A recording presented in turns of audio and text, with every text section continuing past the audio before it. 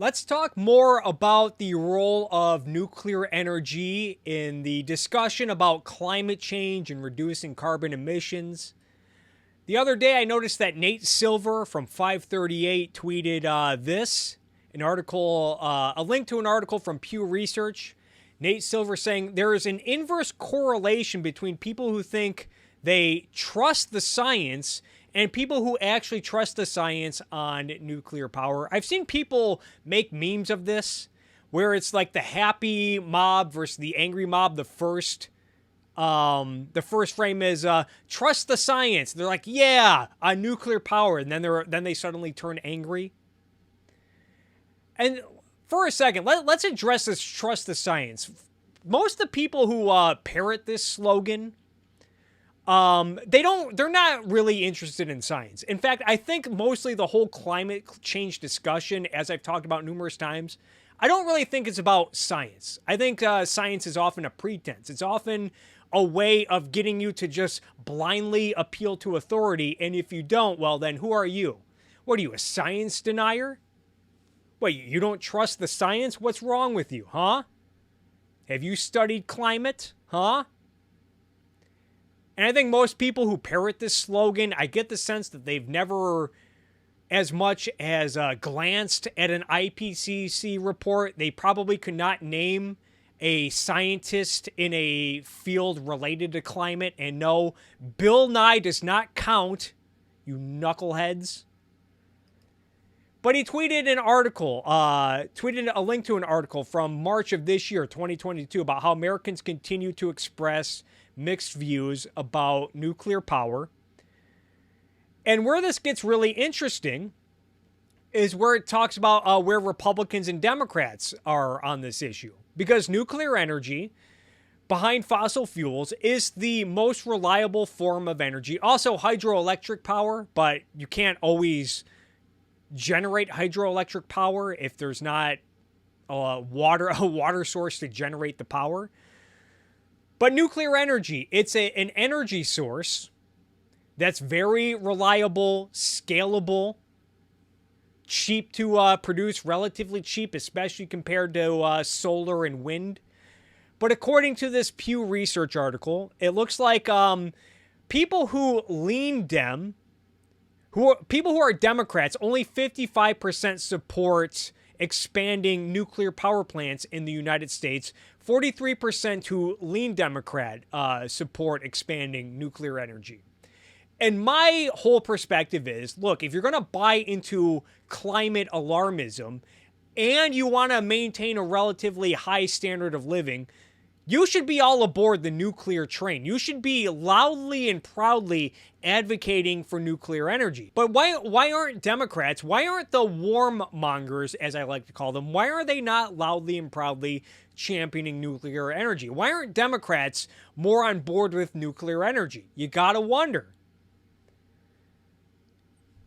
It's probably because when they look for heroes and speakers on this topic, they're not talking about scientists or experts. They're often looking to activists like Greta No Thunberg, who just a few days ago tweeted, "Tomorrow the European Parliament will decide whether fossil gas and nuclear will be considered sustainable in the EU taxonomy, but no amount of lobbyism and greenwashing will ever make it green." So it sounds like Greta No Thunberg sounds like she's not on board with nuclear energy. And you got to wonder, does she really have your relatively comfortable high standard of living in mind when she goes around the world scolding everyone for not getting on board with reducing carbon emissions? Bill Nye's been another guy who's been a climate alarmist. He's often invited on as an expert on this issue to debate with climate deniers. I remember John Oliver had him on his show, like, oh, we're going to have him, really explain why climate change is something that we need to worry about.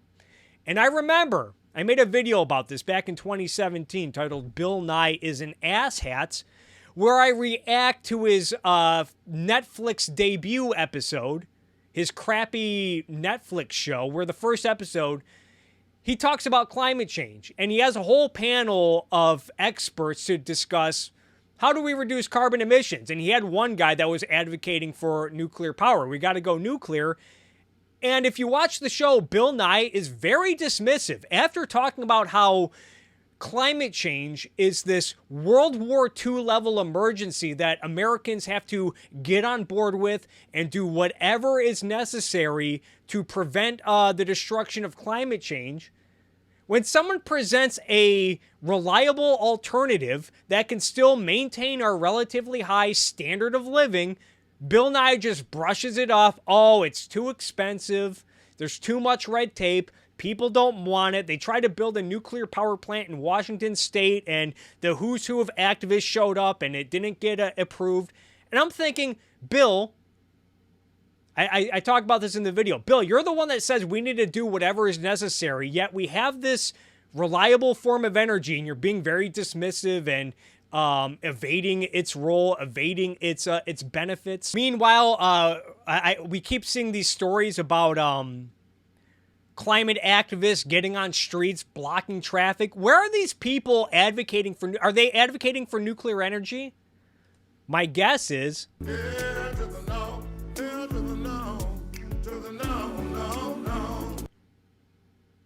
Reason Magazine actually put up an article about how blocking a highway is not a legitimate, effective form, but they talked about how there was a man on parole that was stuck in traffic who really needed to get to work to stay out of jail, and he ended up getting arrested for confronting these activists. This is what the activists think. You know, they're blocking the roads in the name of preventing climate change to try to get people to get serious, yet they're having an impact, a negative impact on people who really need to get work and have shit to do. So you got to wonder if these activists like Greta No Thunberg and all of these hooligans who are blocking roads, Bill Nye, are they really serious about reducing carbon emissions? You got to wonder, why aren't Democrats more on board with nuclear as an alternative? Who's at fault for this? And they can point their fingers and call everyone who's not on board with their climate cult a science denier and trust the science. They can do that all they want, but now we're seeing gasoline prices through the roof. What do you guys think is going to excite the average American more these days? What do you think will bring more excitement and joy to your average American these days if they were to go out into public? Do you think they'd get more excited by seeing $2 per gallon gasoline at their grocery store or at their gas station?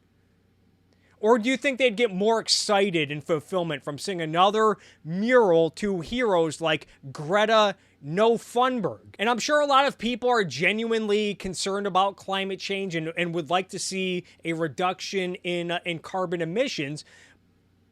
But from what I've seen, people will only do that to a point. People don't really seem on board with paying $7 for a gallon of gasoline or $500 a month to keep their air conditioning unit running in the summer. They're not on board with paying more for groceries, more for meat, which is another industry that's being demonized because cows fart too much, and that contributes to climate change. Most people are not on board with wanting to spend 3 times as much on a new vehicle, on an electric vehicle, in the name of reducing their carbon footprint. But nuclear energy, I mean, even Bill Maher, one of the better liberals, even Bill Maher on his show many times has said, like, oh, you know what's wrong with millennials and Zoomers is that they look more up to the Kylie Jenners of the world who flies around privates putting CO2 in the atmosphere. They look more to people like Kylie Jenner than they do Greta No Thunberg, who's going around the world telling everyone to just freak out and panic. I don't want to hear your technical solutions or about money or the economy or eternal economic growth. Dismissive of nuclear energy as an alternative. Bill Nye, dismissive of nuclear energy as an alternative. These hooligans who block roads when they should be, demanding a nuclear power plant be built. And people wonder why Democrats are not as favorable toward nuclear energy. Maybe it's the Bill Nyes, the Greta No Thunbergs, the hooligans, and the who's who of cheerleaders that tell us to just blindly trust the science. Maybe they're to blame for this predicament. And they're also a huge reason why we will not see any significant reductions in carbon emissions anytime soon without sentencing people to poverty and a low standard of living.